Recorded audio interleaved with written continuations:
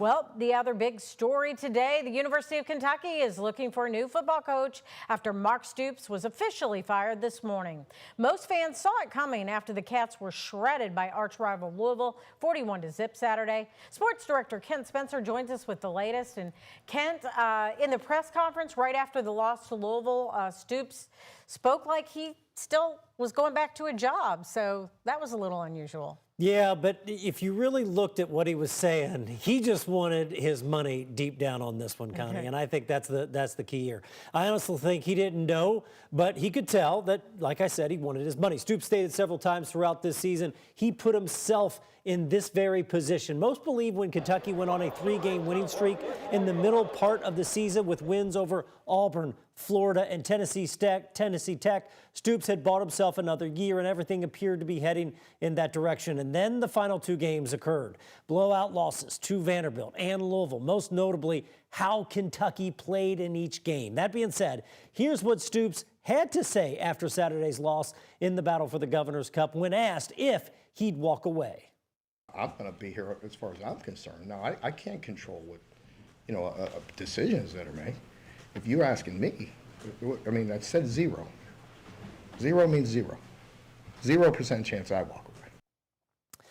Now with Stoops' dismissal, per his contract, he's owed almost $38 million within 60 days. However, multiple reports have stated Stoops and the university have worked out an agreement where there will be payments over a matter of time. The amount and the years involved have not been released, but that's pretty critical when it comes to the future of the program. That allows you to be able to bring in a new head coach, a new staff, and obviously in this day and age to be able to get a roster together by paying players. All right, so quickly, Kent, just a couple of the names that have been thrown out there to replace him? There's really 2 main ones. I think overall there's probably 3 to kind of look at. The main one probably at the top of most people's boards, Oregon offensive coordinator Will Stein, Louisville native, played at Trinity, played quarterback at U of L. His dad played football at Kentucky. Will Stein grew up a Kentucky fan. He's been out there in Oregon for the last 3 years with Dan Lanning. And then, of course,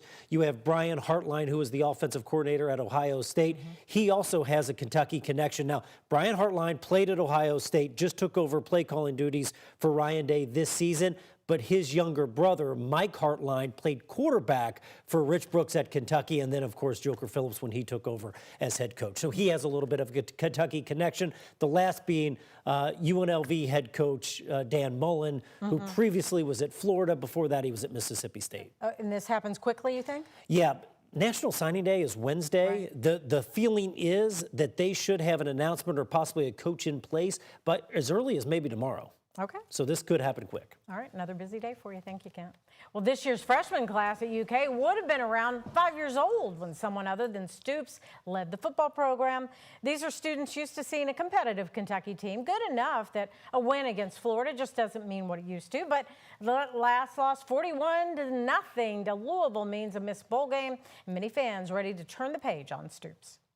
Coach Stoops was a good coach, but it was time for him to go, time for him to move on, Looking forward to the future of Kentucky football. I know, like a couple years ago, we were a lot better.